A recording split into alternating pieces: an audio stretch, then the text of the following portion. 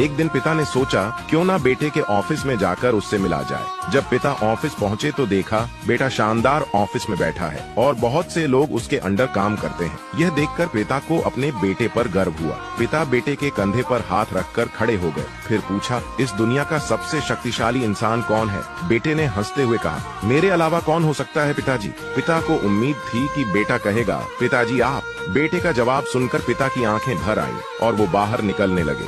दरवाजे पर फिर पूछा, एक बार फिर बताओ, इस दुनिया का सबसे शक्तिशाली इंसान कौन है? बेटे ने इस बार कहा, पिताजी आप। पिता ने आश्चर्य से पूछा, अभी तो तुम खुद को सबसे शक्तिशाली बता रहे थे। बेटे ने हंसते हुए कहा, पिताजी उस समय आपका हाथ मेरे कंधे पर था। जिस पुत्र के कंधे पर पिता का हाथ हो वह तो दुनिया का सबसे शक्तिशाली इंसान होगा ना। बेटे की बात सुनकर पिता की आंखें भर आईं। सच कहते हैं, जिसके कंधे पर पिता का हाथ होता है वह दुनिया का सबसे शक्तिशाली इंसान होता है। दोस्तों, अपने पिता के लिए एक हार्ट तो बनता है।